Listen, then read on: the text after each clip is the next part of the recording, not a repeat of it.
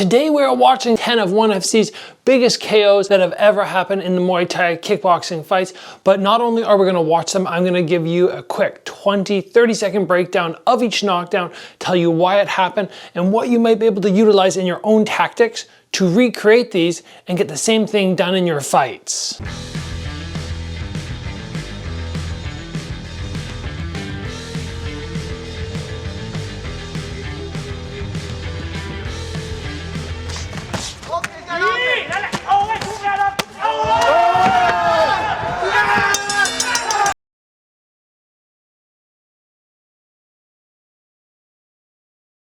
So in this knockdown where Superbond takes out Giorgio Petrosian, he's standing at the ideal range. He throws his kick, he comes back down, he realizes, oh, I'm too close now. So he executes a beautiful jump back round kick where his standing leg shifts back a little bit in the pivot. So now he's able to land his foot to Giorgio's chin. It wouldn't have been able to happen on the second kick had he not done that because he would have been jammed. So sometimes if you feel like, oh, I'm within this punch range but not kick range, little jump back and up to head level so you can catch them even though the power of the kick is minimized a little bit because of the shift back.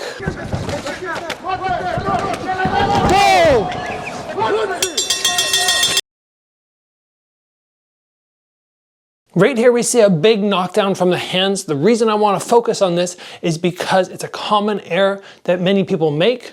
We see the one fighter who gets knocked out, he comes with a big left hook and then as he transitions to his cross, his hand drops down as opposed to one and back to the chin. Had he pulled his hand back to the chin, he may not have got knocked out and might have just gone off his glove instead. So that's why we always practice hands back to the head, not hands coming down low.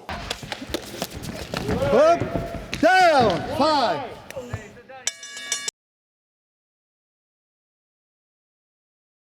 I wanted to highlight this KO because I thought it was a beautiful transition of heights. We see a big left hook at head level. He goes long, so his cross is not going to be jammed. Then he switches levels. This one happened to work, but had it not, he comes back up high. Level transition is so important if you're trying to make sure it's hard for people to block at one level. Blocking up high, hard, blocking high, down to low, back to high, so much harder. Down! Go neutral, go neutral. 8! Look at me. That's it, that's it. This was a beautiful spinning hook kick. I actually trained with this guy years ago when he was around 16. He was a little smaller then, not quite as big, but still much taller than me at that time. Anyway, he always had a beautiful spinning hook kick. What I want to highlight is the little twitch of his left arm. You can see as he does that, Errol Zimmerman does a little reach out and then his head is exposed from the side. Don't just go, oh, spinning hook kick and hope it lands. Give them a reason to compromise their hand position, come out with the little jab, and then you can come all the way around. Much higher chance of actually connecting to the jaw when you do that. And I want to take a quick pause between clips to give a shout out to the sponsor of this episode, XMartial. I have a link in the description below. These guys have some fantastic fight apparel, whether you're doing Brazilian Jiu-Jitsu, Muay Thai, kickboxing, really doesn't matter. You're going to find something which you absolutely love. Be sure to use that promo code Gabriel Varga to save 10%.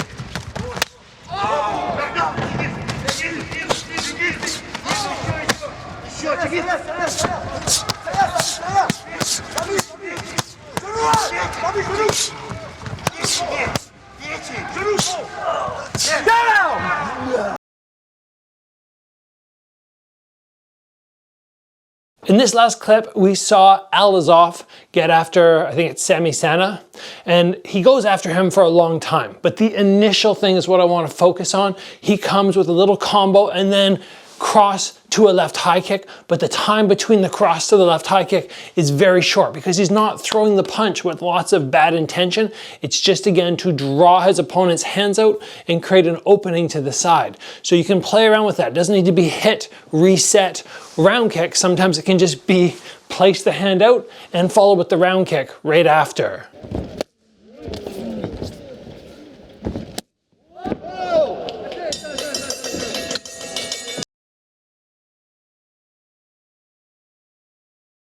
In that clip, Tao and Chai absolutely annihilated his opponent. Not so much going to focus on the offense, but more the defense. It was a beautiful round kick, but had his opponent not made a mistake, it would have been so much harder to land. If you decide to use the fade back, you need to think, how am I protecting myself if I misjudge range? The lead shoulder should get up high enough that if anything lands on this side, it's protected, and the hand on the other side needs to be right at this distance. If I pull it too far back, I expose my chin. If I keep it too low, I expose the top of my head. So as I fade backwards, I want to make sure this hand stays really high, but forward, and the other shoulder is protecting me. So that, again, if there's an error in distance, and I do get toes clipping me, it's just going to go off my guard. Down! Neutral! Neutral! I want to focus on this clip from Nicky Holtzkin for a couple of reasons. Number one, I love the height transition. He goes high, he comes low, but you will note his opponent is backing up. And what does he do? Does he go, okay, I have to chase him down? No, he just elongates his lead arm, that hook, so that he can actually land on him. Remember, hooks to the body don't always need to be really short, and I don't always have to be right against my opponent. You can go long with them and get that big reach. Just extend that arm out, come up the middle, and give that wrist a little bit of a fold.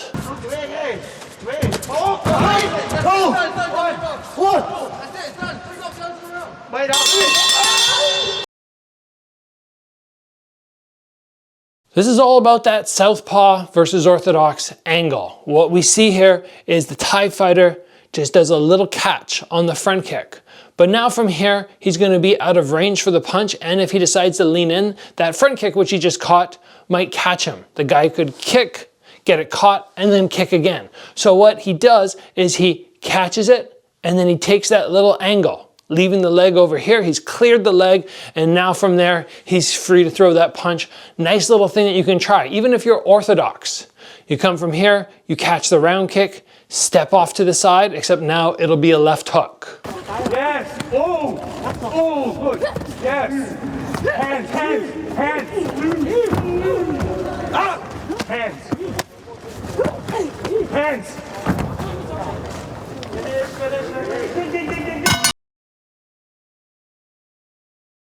This clip of Wonder Girl is not the most revolutionary attack or KO ever, but I do want to highlight that just sometimes walking forward with straight punches does work. Not as much at the high level, it does occasionally, but when you are entering the fight game, if you have somebody hurt, just trucking forward with punches and just getting those feet chasing them, it does work, and Wonder Girl does a great job of giving us that example.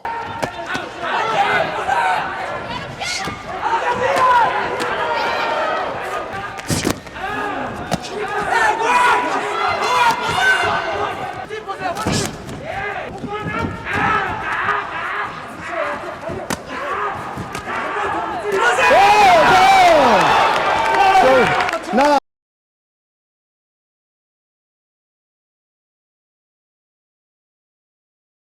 here we see Nong O do a ferocious amount of attacking, but I love the end of this fight because we see even though he's not flowing his combos together, he's doing single shots. Power, power, power, which shouldn't be too hard to block. He's doing the smart thing and changing levels. He starts off, slams the body, little reset, slams the leg, little reset, and then to the head. The more you can do those level changes, even if it's not rapid fire and combos, it's still gonna work to your advantage. And that's it, guys. 10 of ONE FC's biggest KOs under the kickboxing or Muay Thai rule set. I hope you enjoyed this video. I hope you learned something. If you did, please give the video a like. Be sure to get subscribed. And as always, guys, train hard. I'll see you back here soon for another video.